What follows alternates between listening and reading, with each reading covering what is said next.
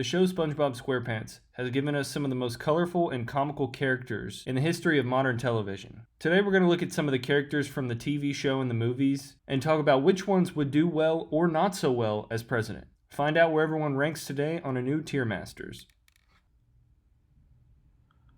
Welcome back to Tier Masters, everyone. For today's video, our topic is going to be which SpongeBob characters would do best as president. For the sake of time, I've stuck to some of the characters that have the most screen time and are more well known. And without further ado, let's get right into it. So up first we have SpongeBob. He's shown to be a pretty hard worker. His ideas really aren't too deep, and ultimately he oftentimes fails. So I think he'd probably send us going backwards. Up next is Patrick, and while he's totally one of my favorite characters and a spectacular comic relief, he's the dumbest character in the show, and without a doubt he goes in societal collapse. Next we have Squidward, and while he would probably hate his job, he might find it an upgrade from the Krusty Krab. He's smarter than the previous two, but I wouldn't consider him a mastermind or a spectacular leader, so I think he's just going to be mediocre. Up next we have Gary, and Gary actually has a surprising amount of intelligence, but he's also incredibly lazy, so he might ultimately end up sending us backwards. Sandy's a go-getter with a great attitude, and she often likes to solve her problems by going out and handling them firsthand, so I think she would make a respectable president.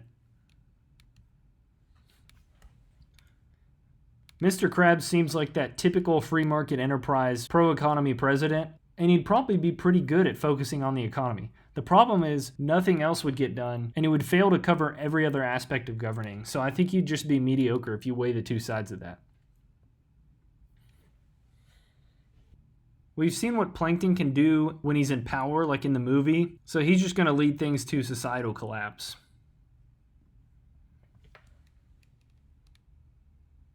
What's awesome about Larry is even though he looks intimidating, he's a great guy. I could see him instituting some sort of mandatory workout program, but then everyone would just be buff, so that's kind of a benefit. I think he'd be a respectable president.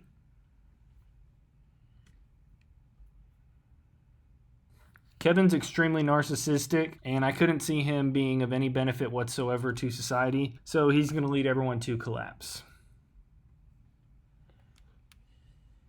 Dennis seems like the kind of guy that would like to swing a big stick, but I couldn't see him being some mastermind that would just solve all these issues. I could see him solve the confrontational problems, but not really solving anything else overall, so I'm going to put him in mediocre. I think the TV anchor would just do his same job as president. He'd be great at reporting objective news to everybody, which is a positive, but I don't know what he would do about it. So I'm placing him in mediocre. I kind of see the Tattletale Strangler as a worse version of Dennis. He would just try and strong-arm all his problems, but would be less effective at it. So I'd put the Strangler at going backwards. Without a doubt, King Jellyfish is a utopian leader. Not only has he been a successful ruler of the Jellyfish, but he's got a strong mental and physical presence to solve the problems. So he's our first on the utopian spot. All Flats would want to do is just kick everyone's butt, and as I said, the Strangler was a step below Dennis. He's a step below the Strangler, so he'd lead us to societal collapse. Karen's got to be one of the smartest characters in the series, and unfortunately Plankton just doesn't listen to her enough. She comes up with some brilliant ideas, and she would be a utopian leader.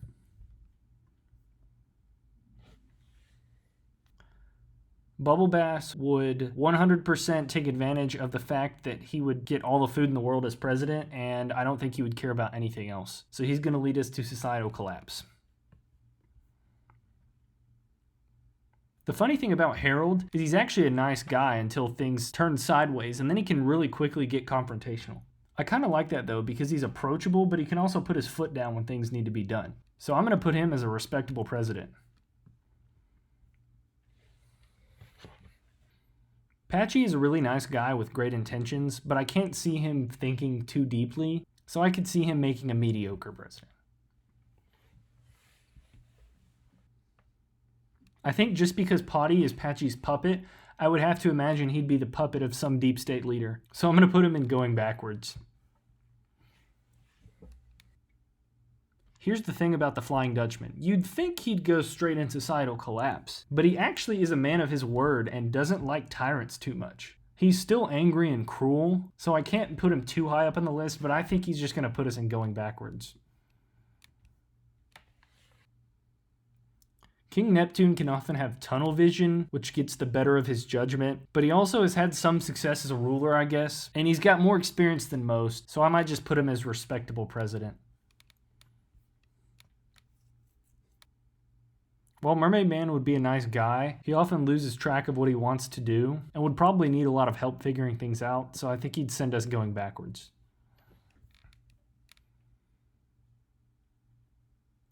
Barnacle Boy is kind of like Squidward's kindred spirit, and I could see him doing a lot of the same things, so I think I'll just put him in mediocre with Squidward. Man Ray is evil and a master manipulator, so there is no doubt about it, he would send us to societal collapse. Not only does Wendy often see things that others don't, she's actually been shown to be a terrific problem solver, and has probably done more in one movie than most did throughout the series, so I think she would be a utopian leader. Throughout the series, we see the good and the bad in Mrs. Puff, and while she has a reasonable intelligence, I can't see her doing a lot as president, so I think she'd just be mediocre. I don't really know a whole lot about Painty, but he kind of just does the same thing over and over and not much else. And while he is good at that, you're going to have to be wearing a lot of hats as president, so I'm just going to put him in going backwards.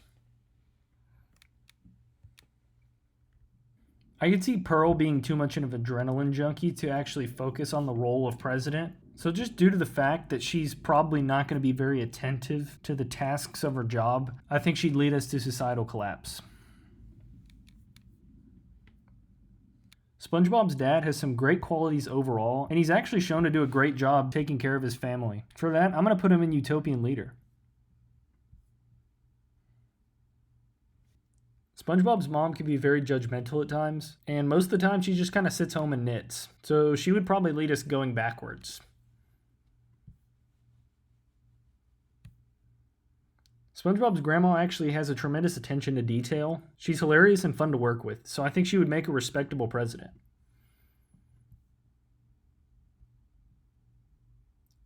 While Squilliam is a total narcissist, he also has seen what a society can look like in Tentacle Acres, but I actually don't think he'd be able to run it at all. His own self-interests would hinder his abilities, so he would lead us to societal collapse.